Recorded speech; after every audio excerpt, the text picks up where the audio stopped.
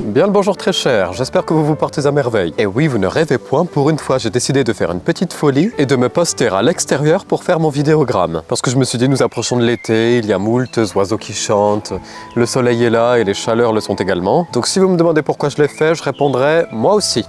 Enfin, si nous sommes donc réunis en ce jour, c'est pour énumérer ensemble tous les petits mots qui ponctuent mon langage. Comme vous l'avez vu dans certains de mes vidéogrammes où je suis d'un calme exemplaire, vous savez que je suis doté d'une manière de m'exprimer un tantinet particulière. J'ai pour habitude de tenter d'être le plus courtois possible, même si bon, de temps à autre, tel un scaté talentueux, je viens à déraper. Et comme la politesse est quelque chose d'absolument indispensable pour moi, mais que je suis doté d'un tempérament capricieux et tumultueux, j'ai trouvé la solution. Combiner politesse et envie d'insulter avec les insultes de l'époque. Au travers de cette charmante vidéo, je vous apprendrai donc comment troquer vos insultes mainstream contre de jolis mots qui ne manqueront pas de faire tourner la tête à plus d'un chenapan. C'est parti ? Le premier, celui que je recommande constamment, gredin. Gredin est une insulte fort sympatoche que j'ai l'habitude de placer dans des phrases comme par exemple « Tentez-vous de vous opposer à moi, ville gredin ?» Et je dois dire que cela fait constamment son effet. Ce petit mot charmant peut donc remplacer d'autres mots tels que gros con, que je ne doute pas vous n'employez jamais, et vous permet ainsi de déstabiliser pendant quelques instants votre interlocuteur. Gredin. Gredin? Sera-t-il en train de m'insulter ou de me qualifier de biscuiterie nantaise? Telles les graines d'un agriculteur, le trouble est semé.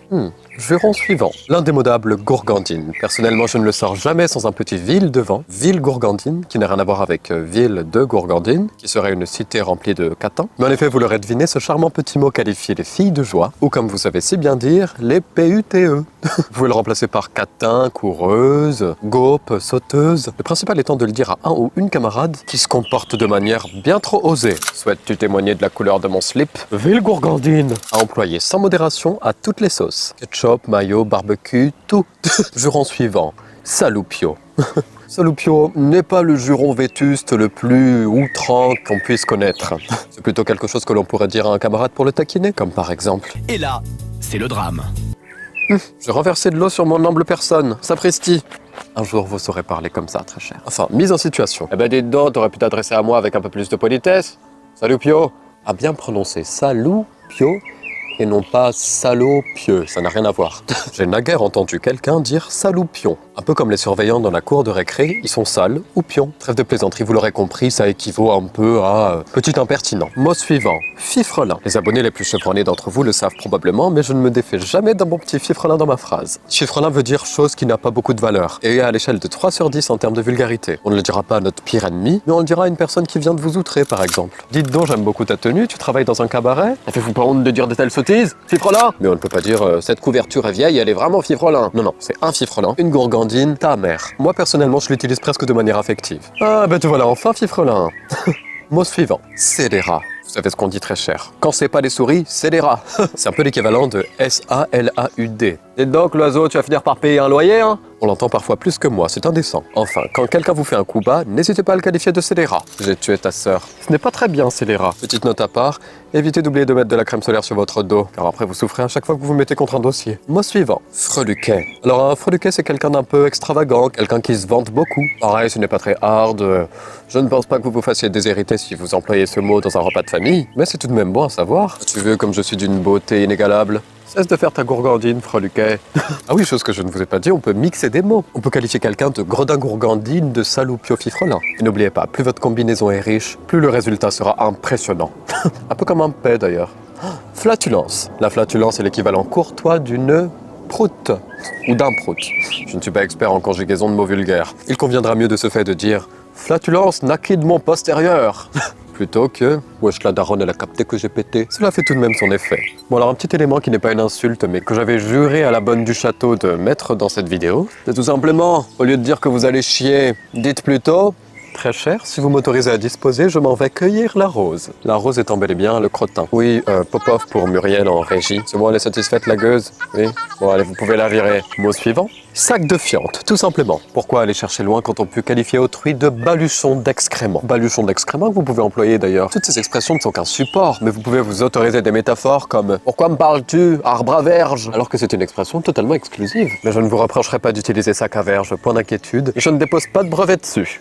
Mot suivant, un mot que j'emploie les 3/4 du temps, vous l'aurez deviné bien entendu, c'est malotru, qui n'a absolument rien à voir avec malautrui, s'il vous plaît. Laissez les dames cochons en dehors de ça.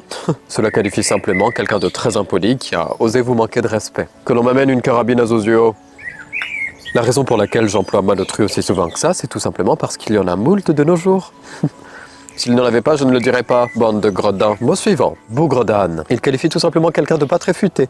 Et je sais que vous connaissez moult personnes dotées de QI négatif. Alors la prochaine fois, au lieu de dire à votre ami « mais t'es complètement stupide », dites-lui tout simplement « vulgaire bougre d'âne ». Ainsi, il comprendra qu'il commet un péché intellectuel. Mot suivant, un mot qui est très connu et beaucoup utilisé de nos jours, vous avez déjà probablement entendu parler de lui.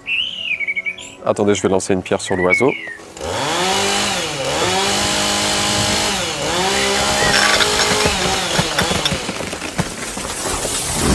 Bon, j'ai décidé d'être pacifiste, j'ai juste coupé l'arbre. Bistouquette enflammée est donc un mot que l'on entend tout le temps. Mais sapristi, mais je me dénude, serais-je une gourgandine ou un freluquet?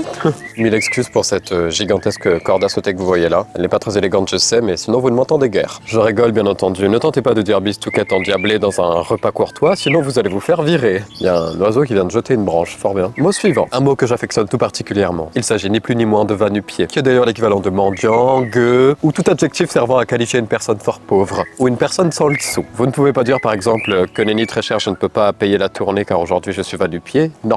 Soit on est un va-nu-pied, soit on ne l'est point. Soit vous courez pieds nus, soit vous courez avec des baskets Nick. Mais on est guère va-nu-pied un jour sur deux, alors ne l'utilisez pas comme excuse, fifrelin. Vous pouvez tout à fait l'utiliser lorsque votre camarade s'avère un tantinet radin. Alors c'était bien le restaurant? Que nenni, il a fait genre d'oublier sa carte pour me laisser payer, ce va-nu-pied. Qualifie ainsi tous les malotrus peinants à utiliser leurs galons, et qui préfèrent les garder au chaud dans leur bourse. Je ne parle pas des doubles bourses, si vous voyez ce que je veux dire. Mot suivant, bélitre. Bélitre à ne pas confondre avec ce qu'on pourrait trouver dans une véranda, autrement dit une belle vitre. Un bélitre est l'équivalent de malotru scélérat. Vous pouvez l'employer à toutes les sauces également. Personnellement, vous ne m'entendrez jamais dire connard. J'emploie toujours quelque chose d'un tantinet plus développé. Car la vie n'est-elle pas un peu plus belle lorsqu'on insère un peu de poésie dans les insultes? Mot suivant, faquin. Encore une fois, l'autre jour on m'a demandé si un faquin était quelqu'un qui allait à la fac. Non, que nenni. Parfois je me demande si dans vos interrogations quelque peu ironiques, vous ne vous foutez tout simplement pas de ma poire. Après cela peut être une heureuse coïncidence. Brigitte. Oui. Tu ne deviendras jamais gourgandine. Je ne deviendrai jamais si tu ne m'en parles pas. L'autre jour. Oui. J'étais à la fac et j'ai croisé un faquin. Fuck you. Vous voyez comme cette charmante interaction était intéressante. Mot suivant, canaille. C'est une branche qui sert à éloigner les vampires. Une canne-aille. Non, plus sérieusement, n'hésitez pas à qualifier de la sorte tous les malotrus qui pourraient vous manquer de respect. Comme par exemple cette mouche qui me tourne autour en se mettant me dire que je pue. C'est ça, gourgandine? Cette mouche était certainement une grande canaille. Mot suivant, chenapan. Oh là là là là là là, mon mot préféré favori. Mais pour ceux qui me tiennent un tantinet compagnie dans mes livres, je traite tout le monde, tout un chacun, même les personnes que j'apprécie de chenapan. Quelle idée de me mettre à l'extérieur également. N'oubliez jamais que si le papa vous traite de chenapan, c'est qu'il vous porte dans son cœur. Enfin bref. Et enfin que le dernier mot que je recommande aux personnes souhaitant se lancer dans les insultes un tantinet moyenâgeuse, c'est bien entendu le voyou. Comment peut-on mieux remettre à sa place un gredin qui tente de vous insulter sans foi ni loi en le qualifiant de ce qu'il est véritablement? Un voyou. Et à ne pas confondre avec voyons, qui est une conjugaison du verbe voir. Tu m'aides un peu avec mon téléphone? Bien sûr. Merci. Tiens. Alors, voyons. Quoi? Voyou toi-même, bélitre, fifrelin, malotru, gredin, gourgandine, chenapan malotru, doublé d'un arbre à verge. Sapristi, quel chenapan je fais.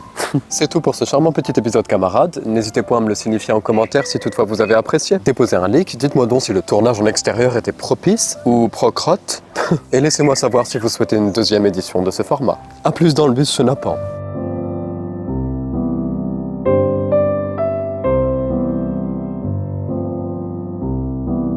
Wesh, la daronne, elle a capté que j'ai pété.